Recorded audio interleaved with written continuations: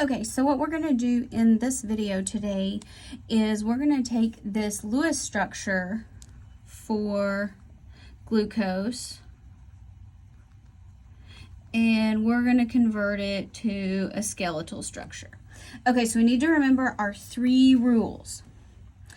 All of our carbons are implied, or well, we don't have to draw C's for them. Our hydrogens connected to carbons are implied, and anything that's not a carbon or hydrogen we need to actually draw out. And then hydrogens that are connected to anything other than carbon, we need to draw those out because otherwise you can have some miscounting of lone pairs, electron pairs, or formal charges. Okay, so let's start here. This is a 1, 2, 3, 4, 5, 6-membered ring, but one of them is oxygen. So I'm going to start with my oxygen. And 2, 3, 4, 5, 6. So there we go.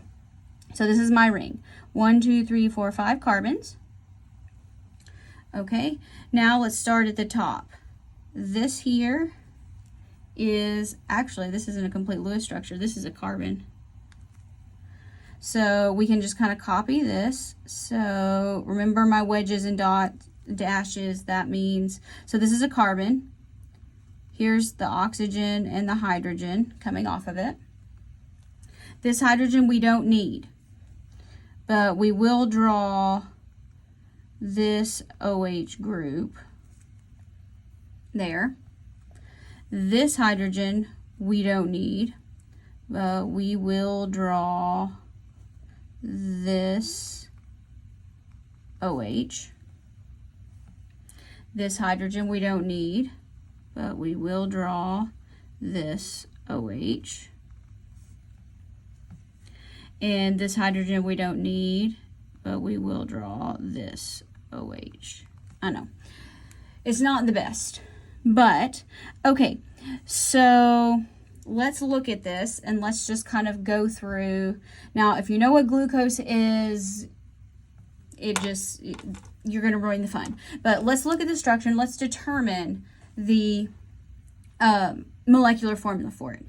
And because this is going to get us some other things that we need to worry about. We need to get in the habit of counting carbons. That's really going to help us with our skeleton, with our structures, with our naming, with our drawing, everything.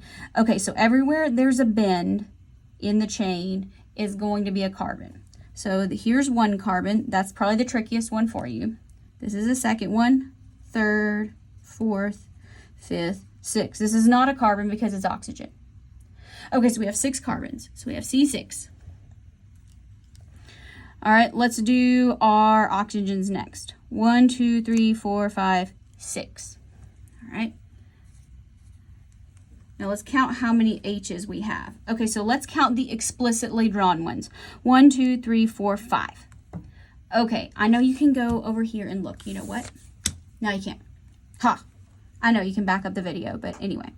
Okay, so right now we have 1, 2, 3, 4, 5.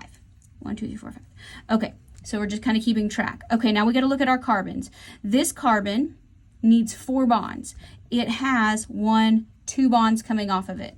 So here, this carbon must have 2 H's. These are tally marks, not 11s. Okay. All right. So this is 2. This carbon needs 4 bonds. It has 1, 2, 3. So it has 1 more hydrogen. This carbon has 1, 2, 3 bonds. So it needs 1 more hydrogen.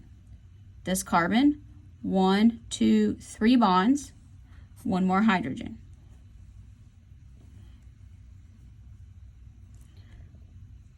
This carbon has 1, 2, 3 bonds.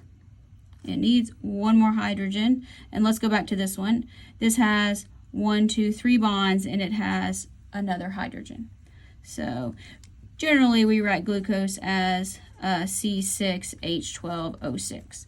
But that's kind of how you would go through the rules there. So it's a little bit tricky, but get used to numbering our carbons there.